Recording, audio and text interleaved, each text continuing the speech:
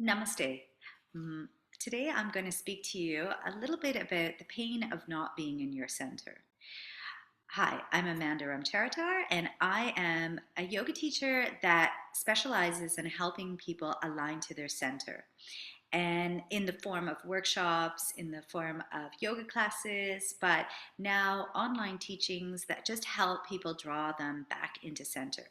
And I felt like this was such an important topic that I have decided to dedicate some time to it.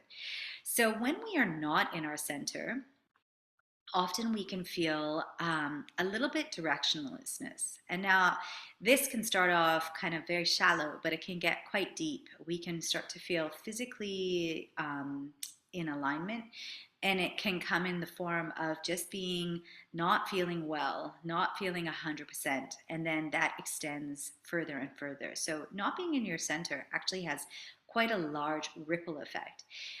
It can start off with the mind not being in center. And in this day and age, there's so many things to take our mind out of center, especially with this oncoming AI affecting so many people that have moved into the world through this kind of understanding that, they can go to school, they can get a job, and then all of a sudden this security is not there. So, when I was growing up in the 90s, I also went through this experience. And that's why I also feel like it's really helpful at this time because I have been there. I have been in this moment where you look at the world and there's the climate apocalypse being pushed on us. There is a feeling of financial instability. There is a feeling of global famine and warfare. There is this kind of push to our edges of what our human mind can actually handle. And when I had gone through this little bit of a crisis, the human crisis, I was really wondering how, is this the human experience? And I thought, how do we deal with this? What are the answers? And so I decided to investigate, psychology, sociology, anything that had some problem solutions. And I kept being led to look at ancient questions or ancient answers to the questions that we have now. And this led me on a search to go to the sages and the gurus back into India.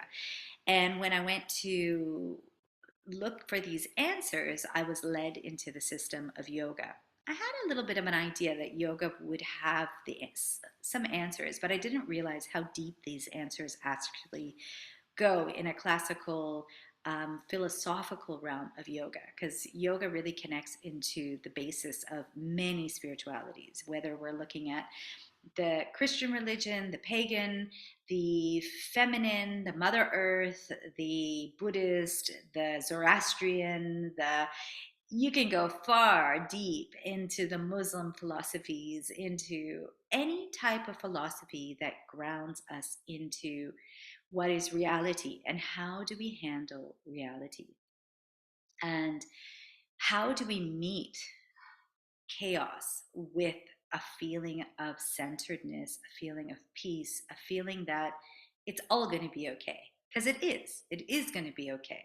And that's what these philosophies actually teach us. They teach us how do we face crisis with grace. And these are the practices that help us ground into what we already have inside of us. We have this deep inner tranquility.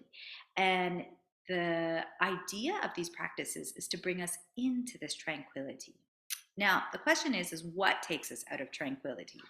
And maybe if it was never cultivated, the feeling of tranquility, the feeling of equanimity, the feeling of equilibrium, if this is not something that we are exposed to in our lifetime, and I wasn't exposed to equanimity, other than in the form of having beautiful times with family and friends, going to on vacations, there is these amazing moments in life that give you this feeling of heartfelt equanimity. But when you can't get to those places, when you can't be around those people that you need to speak to, how do you find it?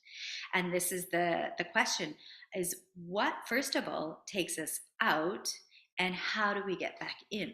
So, and this was kind of where I was coming from. It was like, the mind is full of pathways.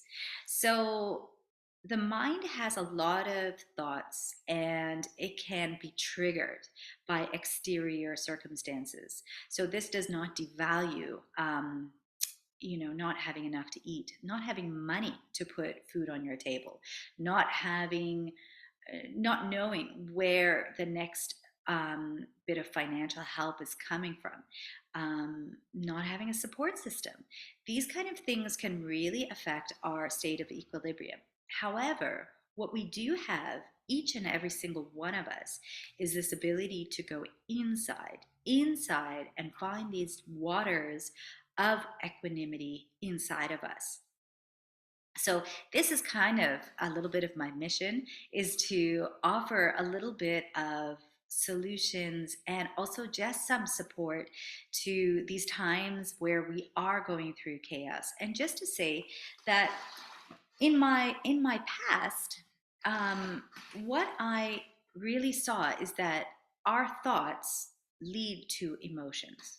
So our thoughts of worry, our thought of insecurity, our thoughts can lead into depression, can lead into anxiety, can lead into a feeling of chaos, a feeling of distrust within us. Our thoughts have a bearing on our feelings. And now, our feelings, once they loop out of control, then we actually become even more ungrounded. So, I have a video, I'll put a link. And in that video, it's quick method just to bring you back to a grounded place. I also have developed a stronger method that you can find on my yoga school, and that's on course file. I'll also add a link. But I do have a video that just gives you a little bit of centering, help in that. And then when we kind of go through our mind and coming back to the forest of the mind, we have ways that we deal with stuff. So like, if you have a tendency to deal with things by putting them into a drawer and dealing with them later, then that drawer is going to kind of burst open at some point in time, and you might have to look at it. So there is methodologies to help unpack some of the ways that we deal with stuff that may be not helpful. And then we have other ways that we can deal with things, that creative ways, more positive ways that we can deal with things. And this is kind of how we almost matrix our way into a better way of living, and a cleaner, faster way of kind of facing challenges. So, but we kind of got to go through the little bit of the decluttering inside of us. So that decluttering is, how do we actually deal with things? So are we bracing and not facing it, or are we actually looking at things and taking them as they come? So that's one of the things, the first things that we really have to look at, is emotional reactions to life. So when we can see emotional reactions to life, then we can step backwards and look at ourselves. Why are we reacting like that? Can I find equilibrium in this situation? That is a huge tool that you can develop within yourself. And now, once you have that tool of, okay, I actually can have almost like a little bit of a bird's eye view to this situation, I might be able to have um, a creative solution to it. So, meaning, is there somebody you can call? Is there a note you can send? Can you send a message to somebody that maybe is going to help move you into a different direction? Maybe you're walking somewhere and you can explain to somebody. So this is when we start to come into communion, not just with our own self, but we start to communion around with people around us from a calm centered place, and solutions start to come to us.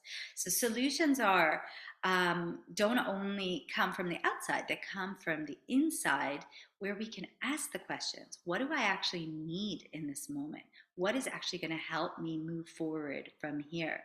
And it's amazing. This is when miracles start to happen. And this is what I found in my journey, even with yoga, going on this search to ask questions about, how does the world work, and realize it's we're not separated. We are not separated. We are connected to one another. And the ones that start to understand this deep connection, and there are so many more of us starting to understand this deep connection, we can really help one another, uplift one another, and find new answers and new ways of being. So the pain that you might be experiencing, there is ways through it. There is ways through it, and there's simple ways, but you just have to get to that point where you can get into your center, that you can first find those ways, those solutions from the inside out. Because everybody's going to give you advice. You got to do that. Oh, maybe call it.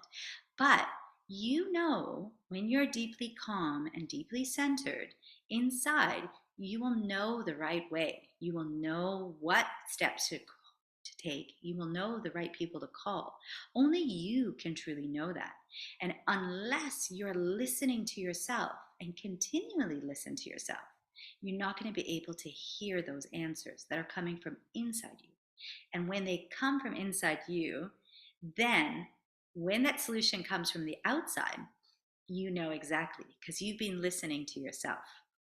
So I just wanted to share a little bit of that.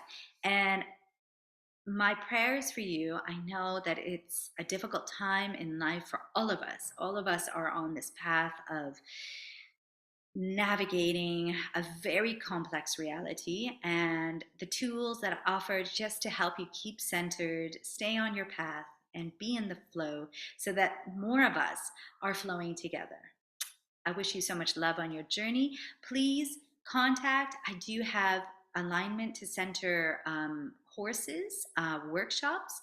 They are online, available at all times. But if you ever need somebody to help you deepen into your center, if you really do feel a little bit out, where things are not making sense and you just need somebody to help bring you into the center, I'm available at amandaramcharitar.yoga.com, and